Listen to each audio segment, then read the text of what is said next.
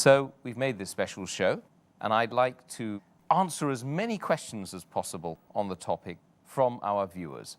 Hundreds and hundreds of emails, as usual, and, you know, it never changes, does it? Alhamdulillah. Alhamdulillah. The first couple of questions from our viewers, again. Question number one. Is the Taraweeh prayer a sunnah or is it a fard? Can a person miss it? As far as the question is concerned, that is Taraweeh or is Qiyamul Layl during Ramadan, is it fard or is it a sunnah? As we discussed earlier, our beloved Prophet ﷺ said, it's mentioned in Sahih Bukhari, volume number 3, in the book of Taraweeh, hadith number 2012, and it gives how Muhammad ﷺ offered in the mosque Qiyamul Layl during Ramadan, and people joined him. The next day the news spread, and when he came the next day the full mosque was filled. The third day it was overflowing, and fourth day, purposely, though the mosque was overflowing, he did not come out for Qiyamul Layl, for the Taraweeh, which people call. And when he came for the Fajr Salah, he said, not that he did not know that people were waiting for me, but a purpose he didn't come because I didn't want offering the Qiyamul Layl in Ramadan is a fard. So from this hadith we come to know that it is not a fard. But the other hadith of Sahih Bukhari, volume number 3, book of Taraweeh, hadith number 2009, the beloved Prophet said that anyone who offers the night prayer in Ramadan with the belief and seeking Allah's reward, all his past sins will be forgiven. So based on this, we come to know, though it's not a fard, it's a very important sunnah. It's sunnat-e muakkadah. That means a very highly recommended sunnah of the Prophet. Though it's not a fard, it's sunnat-e muakkadah, very highly recommended sunnah. And no Muslim should miss it unless he really has a valid reason. He should, as far as possible, offer it and seek Allah's reward, so all his sins will be forgiven. Jazakallah khair. Next question from our viewer. Many imams recite the Quran in a very fast way during the Taraweeh or Qiyamul Layl. They also perform ruku and sujood in a fast manner, which makes it difficult for the followers to supplicate properly. Is it allowed to pray in this manner? It is very common that many of the mosques, because they want to finish the full Quran in the month of Ramadan in Taraweeh, and they want to make it as short as possible so people finish it, they do recite very fast, and very often you see that they go in the ruku and sujood very fast. And many a time, once I was in one of the mosques, and when the Imam went in the sujood, I went after him. He got up again, went again.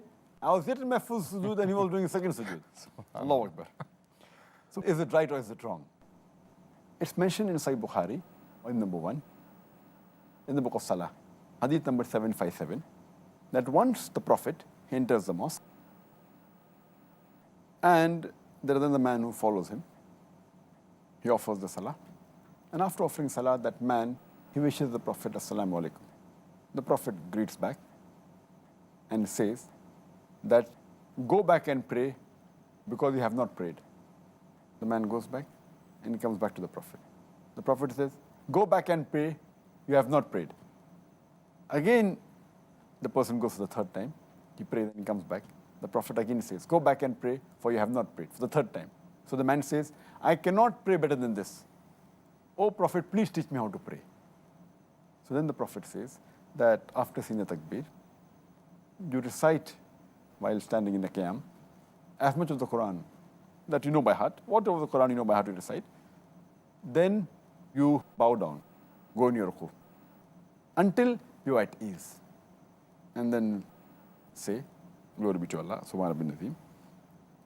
Then stand up straight until you're at ease. Then go in sujood with calmness until you're at ease. And then say, subhanahu bin Allah, glory be to Allah who is the Most High, thrice. Then get up again until you're at ease. And then continue your prayer like that. That means all, especially your ruku and your sujood, And when you get up from your ruku, and in between the sujood, you should be at ease. You can't go up and down fast. If you do that, it is as though your prayer has not been accepted, as though you have not prayed.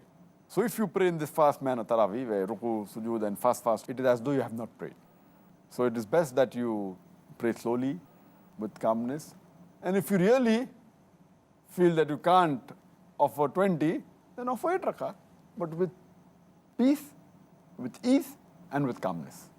The best is that with peace, ease, and calmness, and long. Taraweeh should be long. It should not be having competition with the other mosques, which we have many times. When the many mosques, they compete, who is going to finish the Taraweeh faster? Yes, that's very unfortunate, but it's true. Well, next question is it compulsory that the Imam should recite the complete Quran in the nights of Ramadan in Taraweeh? Is it necessary that the followers should listen to the whole of the Quran in Taraweeh? So 2 parts to the question. There is no hadith in which the Prophet has mentioned or in Sahaba that it is compulsory to recite the full Quran. It is preferable. It is mustahab. It's better because, if you recite as much as the Quran in the month of Ramadan, it's good for you. So many people may not be reciting at home. So at least during the Qiyamul Layl in Ramadan, the people at least listen to the Quran. So it's preferable. It's not a fard. But naturally, if it's recited in the Qiyamul Layl, it's obligatory for the muqtadi, for the people praying behind to listen. But it's not a fard that you should recite the full Quran. But most of the mosques, majority of the mosques, complete the Quran because it's good, mashallah. There are some mosques which I know that it becomes difficult for people to listen because, if you have to recite the full Quran, the full month of Ramadan, it is about 1 juz a day, somewhere close to that. And it becomes difficult. So there are some mosques which pray half juz on average. So they finish half the Quran in the full month of Ramadan. Next Ramadan, they finish the next half. All is acceptable, but it's preferable to finish the full Quran, unless you know that there are small children and they cannot offer. So 1 or 2 mosques have it, alhamdulillah, no problem. But preferable to finish the full Quran, but it's not compulsory. Next question. Where should a woman pray Taraweeh? I think we've partly answered this question. At home or in the masjid? If she prays at home, can she lead the congregation or a congregation of women? It's mentioned in Sahih Targhib, hadith number 336, where the beloved Prophet said that the best mosque for a woman is her innermost room, her innermost chamber. And the best place for a woman to pray is her inner room. That's the best. And in another hadith of Musnad Ahmad, volume number 6, hadith number 27202, which also mentioned in Sahih At-Targhib, hadith number 335, once a lady asked the Prophet, I would love to pray with you, the lady said. And the Prophet replied, I know you'd love to pray with me, but your prayer in your inner room would be better than praying in your house. The prayer in your house would be better than praying in the courtyard. Your praying in your courtyard would be better than praying in the mosque where you live, where around your people. Your praying in the mosque where you live, around your people, is better than praying in my mosque. That means for a woman, the best prayer is the inner room. MashaAllah. And the way is hadith that praying in your room is better than the house better than the courtyard better than the mosque in your area, then mosque in better than the mosque of the Prophet. Though the Prophet said, it's mentioned in Sahih Muslim, volume number 2, hadith number 3210, that praying in my mosque is equivalent to 1,000 prayers. That means if you pray in the mosque of Muhammad, it's equal to praying 1,000 times in any other mosque. But this hadith is mainly referring to the men, because no two Sahih hadith can contradict. So this hadith mainly refers to the men. For the women, the best place is the house, especially her inner room. And there's a hadith in Sunan Abu Dawud, volume number 1, book of Salah, hadith number 591. Warqa, may Allah be pleased with her. Ameen. she comes to the Prophet and says that, I would like to have a muaddin in my house. And the Prophet gave her permission. The next hadith, Sunan Abu Dawud, volume number 1, Book of Salah, hadith number 592. It says that Muhammad Sallallahu Alaihi Wasallam, he went to a house after appointing the muaddin, and he asked her to lead the prayer in congregation, and the women in the house, they joined her. And the narrator says that he saw the muaddin, he was an old person. It's further mentioned in a Sahih hadith of Bayhaqi, hadith number 1922. Hazrat Aisha, may Allah be pleased with her, who's the wife of the Prophet, she says that she led the congregation of the women. She was the imam, but she stood in the middle of the row. And another hadith in Musannaf ibn Abi Shayba, hadith number 4953, say Salma, who was also the wife of the Prophet, may Allah be pleased with her, even she said that she was the imam of a congregation of women, and she was standing in the center of the first row. So here it indicates that the women, they can pray, but it is better for them to pray in the inner room, better than going in the mosque. But they are permitted to go in the mosque, as we discussed earlier yesterday, that praying in the mosque is permitted, but for them, the inner room is better than the house is better than the courtyard better than the mosque close to them, than the mosque of the Prophet. But they can pray, they can go to the mosque. If they pray at home, they can have a congregation. There's no problem at all. And a woman can lead the congregation according to the various hadith I mentioned. With women? Yes. Yeah. Next question, Dr. Zakir. Is it okay for a person who's following an imam in a congregational salah to hold a Quran in front of him whilst the imam's reciting? As far as holding the Quran for a muqtadi, while offering Qiyamul Layl in Ramadan, and we do see that sometimes people hold, when we see the live telecast of the Qiyamul Layl in Ramadan, from the haram we find some people holding the Mus'haf, the copy of the Quran. Is it allowed? When we realize that if a person holds the Mus'haf, the copy of the Quran, he is unable to follow that keep his right hand over his left hand, which is a requirement for Salah. He can't put his right hand over the left hand, so he's not following one of the requirements of Salah.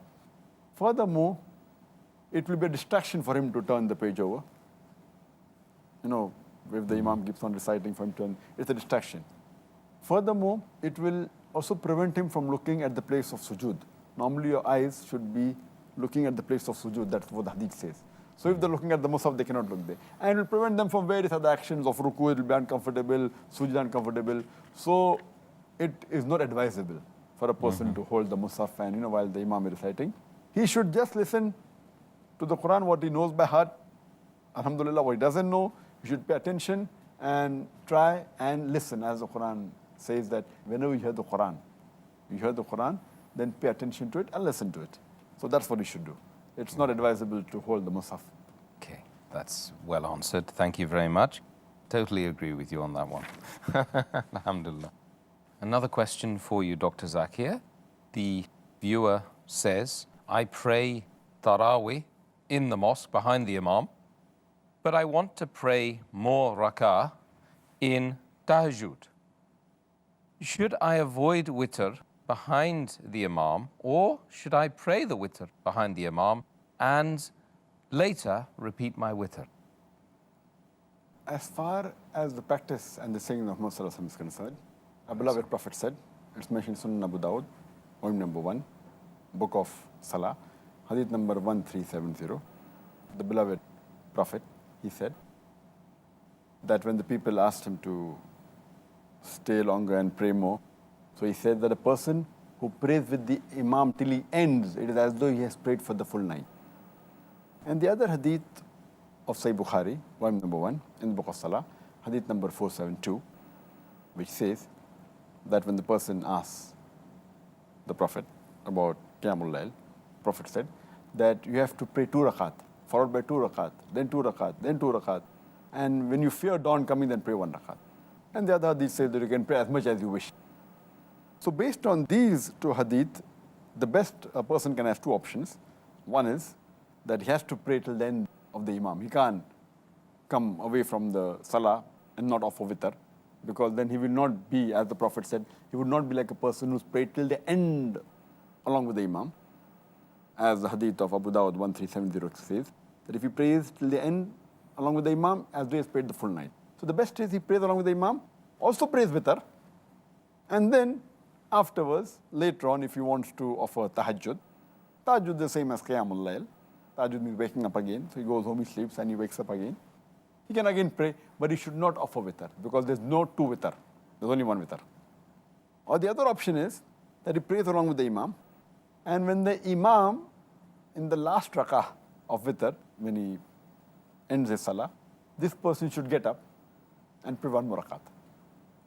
So when he prays one more rakat, it doesn't become witr. And when he goes home, prays the tahajjud, and then prays the witr. Here, he's following the hadith, he's praying till the end with the Imam. So he gets the thawab of praying for the full night. And then he goes home, and he prays. And the witr is normally the last prayer is preferable. So he goes home, and he again prays the tahajjud, and after tahajjud he prays the witr. That is the second option, which is preferable, but the first is also fine. Okay, excellent. Thank you. Next question. How much Quran should one recite in each rak'ah of Taraweeh? There is no fixed rule per se. There's no limitation, but the Prophet did say that as much as you recite is better.